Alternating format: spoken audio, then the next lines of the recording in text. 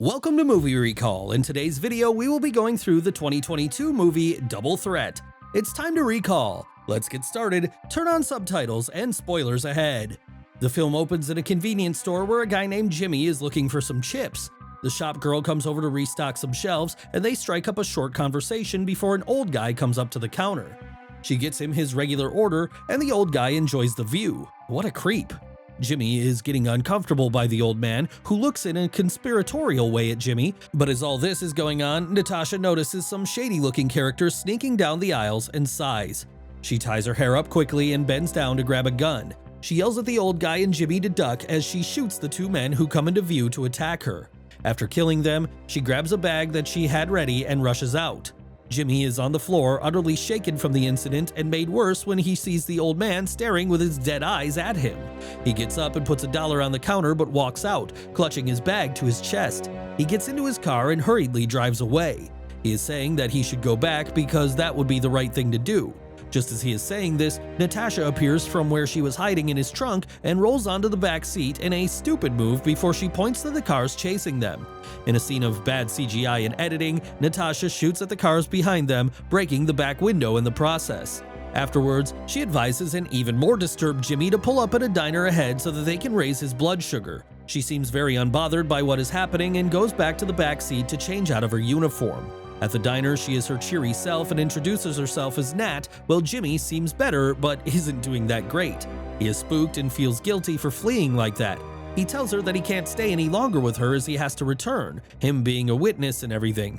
When Jimmy is confused as to why such armed men would try to rob a store, Natasha reveals that the store was just a front for a family that she is sort of working for, but she has also been skimming money from her employers. Nat tries to convince him to stay, but he's adamant. She then asks him what's in the bag he is so concerned about, and he reveals that his bag contains his brother's ashes, who died in an accident which killed his entire family. Jimmy was on his way to the beach to scatter the ashes before he got caught up in all this. Hearing this, Nat feels bad for teasing him and tells him to go and gets up to get money to pay him for the damage to his car. Meanwhile, back at the store, the owner's son Ellis is angry about Natasha getting away and the men being killed. He's waiting for a woman who is the top fixer in the syndicate and calls herself Ask, because apparently whenever someone needs something done, they ask her.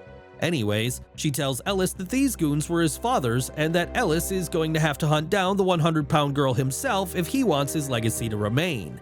On the other hand, Jimmy pays for the food while Natasha comes back from the toilets and seamlessly picks up a shake from another table. She tells him that if he stays on the road, he will be an accessory to murder, and if he returns, he'll be a snitch.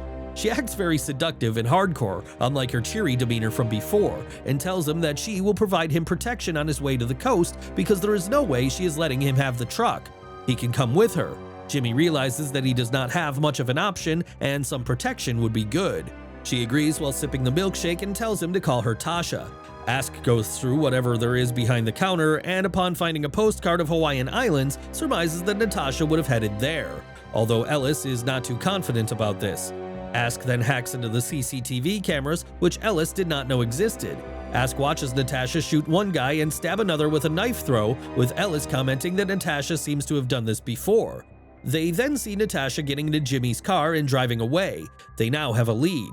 Back to Jimmy and Natasha, they're back in the truck and driving towards the coast. Natasha is applying nail color on her toes while going off about string theory.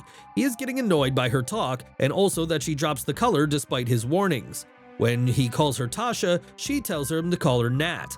He asks her if she is on drugs because she keeps running hot and cold more than a cheap motel shower. She explains that she has a split personality disorder. This means that she has two different personalities with different mannerisms and skills. Then the car's engine overheats and starts emitting smoke. They get out and Nat spills the last bottle of water they had. They grab a container from the trunk and try to find a source of water in the wilderness. Nat asks him about his career and he tells her that he is a forensic accountant and upon her asking, tells her about his most interesting case. They find a stream and are back on track. We see them getting along with each other as they travel through various towns and landscapes. Soon, however, the engine heats up again and they have to stop. Jimmy has no idea what is going on and believes they are truly in trouble as Nat watches from the passenger seat. As Jimmy is thinking of what to do next, Tasha appears, distinguished from Nat because she has her hair up. She does some sexy moves for no reason and figures out the problem. Making sure to make Jimmy uncomfortable with her manners, she fixes the problem and the engine is back to working. She gets inside as Jimmy tries to get over what just happened. Inside, he asks Nat about it, and she doesn't know what he is talking about. The scene then shifts to Ellis and Ask. Ellis is not into the whole killing thing and just wants to catch Nat, while Ask tells him that he needs to set an example to the others as being in charge of his family's business. Ask figures that Ellis has a thing for Natasha, which he dismisses as being stupid. We get back to Jimmy and Natasha, who stopped because Natasha had to relieve herself. From where she's squatting, she asks Jimmy if he can help her out, being an accountant. She has some money saved up that she stole and would like to do something to make it appear that it came from a valid source.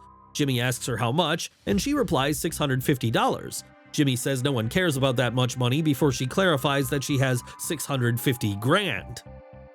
Astonished, Jimmy says that he will not get involved in this much amount as it could land him in jail. As Nat gets back up, she trips and Jimmy notices a black sedan speeding towards them and alerts her. He rushes to the car to get a pistol while Tasha makes an appearance and deals with the two men. After a long drawn-out fight where Tasha does impressive moves and evasions until she eventually kills both men, Jimmy struggles to figure out how to work the pistol. By the time he figures it out, Tasha is dusting her hands. He asks her how she learned to fight like that, and she answers that she was taught by a samurai master while she was traveling through East Asia.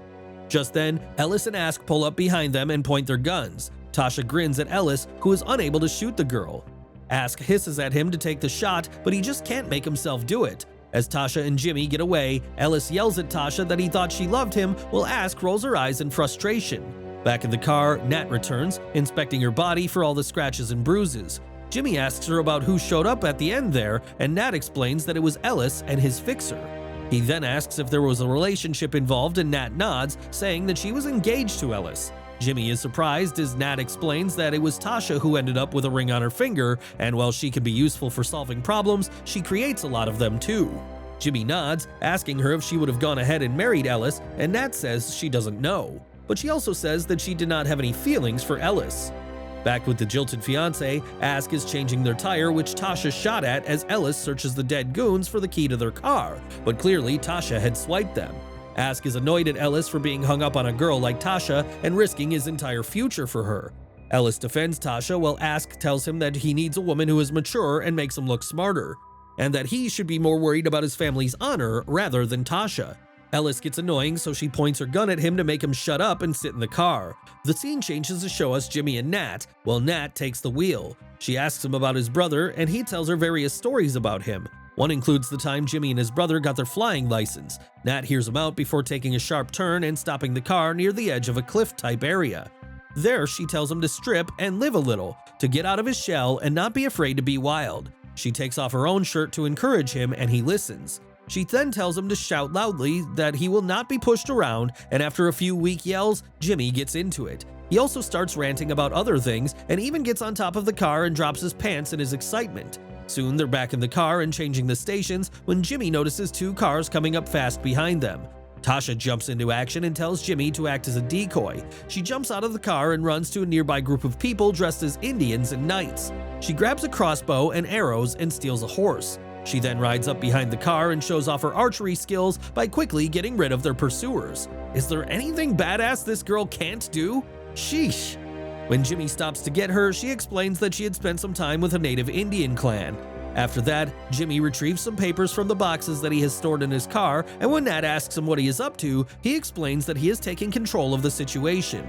Meanwhile, Ellis and Ask discover the killed men, and Ellis finds a note from Tasha telling him that it's over. Ask comments that she hopes that this is all the closure he needs. Ellis bursts, then asking her why she cares so much about this, and what it is with all the pressure. He asks her if she's being paid a bonus by his father. Ask retorts that Ellis's father was mentored by her father, and so this entire situation is as much a rite of passage for her as it is for him.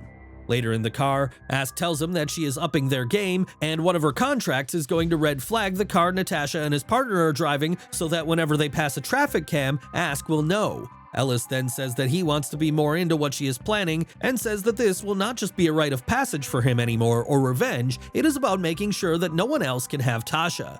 The scene changes and Jimmy stops the car at one of his clients' houses so that they can spend the night there and rest up.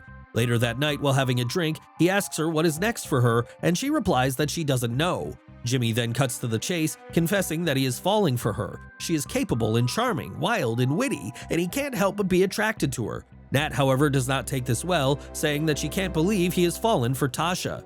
Jimmy leaves to get a drink, where he runs into Ellis, and the two of them talk about the complicated women in their lives, not knowing who the other person really is. When Jimmy returns home, Nat is waiting for him, and they play some funky snooker together. Meanwhile, Ellis gets a call from his dad, and their intel reveals that the guy in the bar is Tasha's accomplice. The next morning, Ellis's men take Jimmy's car, and so Jimmy and Tasha run to a nearby airfield to get a plane and scope out where the car is, as it contains the box with Bobby's ashes in it. After finding it, they sneak in to find the car, and Tasha finds out Nat and Jimmy slept together. However, just as they're about to get away, one of the men knocks out Tasha, and they are both captured. When Jimmy wakes up, he is tied, and so is Nat. Nat tells him about how she was an orphan who had a twin sister, and when the going got rough, she created Tasha as an imaginary friend, and that for the first time she feels someone accepts her as she is, and Jimmy agrees, saying he loves both sides of her. But their confession is cut short when Ellis and Ask arrive in order to execute them. Ellis tries one last time to get Tasha to come with him, but when Nat refuses, he threatens Jimmy. Nat agrees to come with him, but when Ask tries to stop Ellis from doing this, he shoots her and all the other men and leaves, taking Nat and Bobby's ashes with him. Jimmy manages to get out of his bounds and shoots Ask dead, who was still alive, and tries to kill him. He goes after Ellis's car, and they have a confrontation where Ellis throws the ashes into a stream. Just as he is about to kill Jimmy, Nat punches him, making him fall back. Jimmy then drives Nat to the coast, where she asks if he'd like to come with her, and the two agree to spend their lives together. As they kiss and walk away, we see the box of ashes had ended up in the ocean after all. There is one more scene of Ellis meeting his dad, who berates him, but Ellis has found a new ferocity and wants to find Natasha and kill her once and for all. This is where the movie ends. Thanks for watching. Please like, subscribe, and click the bell icon to get new movie recaps.